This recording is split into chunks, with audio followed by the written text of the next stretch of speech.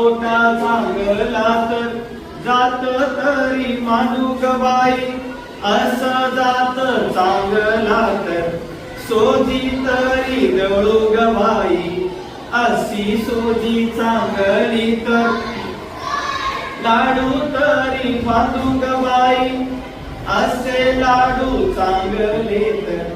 शेल्याच्या पडरी बांधू ग बाई, असा शेला चांगला तर भाऊ राया भेटू ग बाई,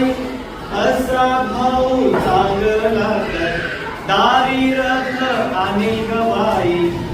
असा रथ चांगला तर नंदी तरी जुळपीत ग बाई, असा नंदी चांगला तर